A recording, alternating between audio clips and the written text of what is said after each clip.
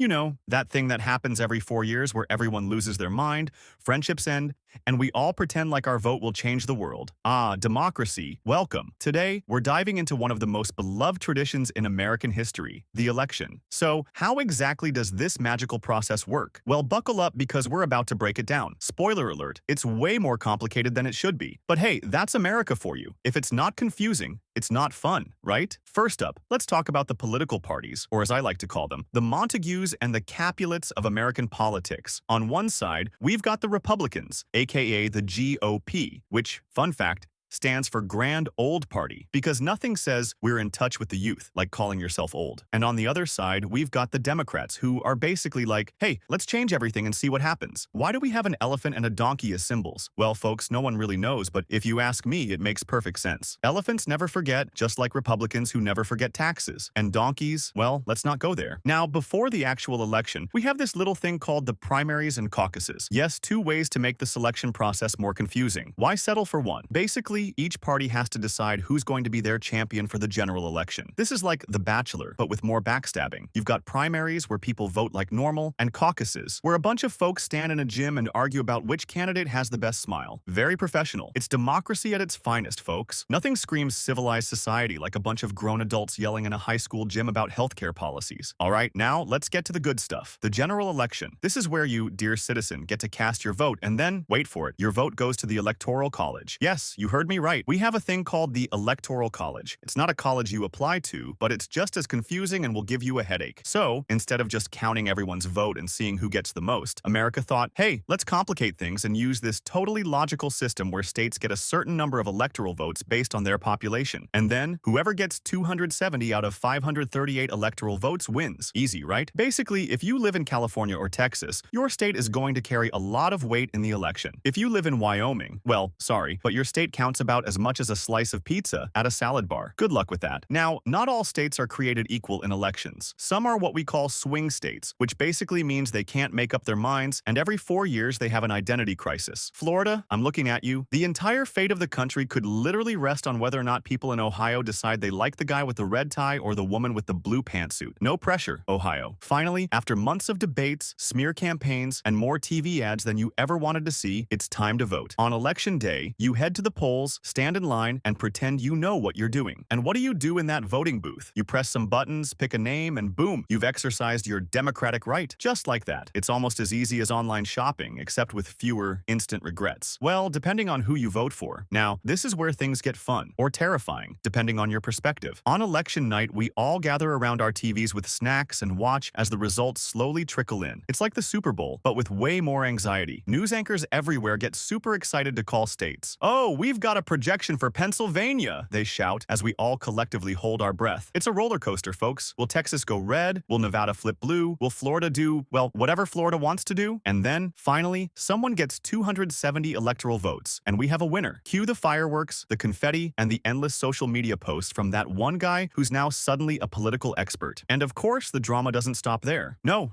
the losing side is going to say the election was rigged, while the winning side will act like it was the fairest election in history. Welcome to America, folks. Land of the free, home of the sore losers. Now, as we inch closer to the 2024 election, the real question on everyone's mind is, who's going to win? Will it be Donald Trump making a comeback for the umpteenth time, or Kamala Harris finally taking the throne? You tell me. Honestly, at this point, it could be anyone. Maybe Kanye West will throw his hat in again. Maybe Oprah will finally run. Maybe we'll all wake up from this fever dream. Who knows? So, what do you think? Will it be Trump, Harris, or some wild card we never saw coming? Let me know in the comments, because clearly, we're all political experts here. And don't forget to subscribe. Why? Because the 2024 election is going to be a wild ride, and you don't want to miss my sarcastic commentary along the way. Hit that button, smash that bell, and let's get ready for the circus that is American politics. See you next time.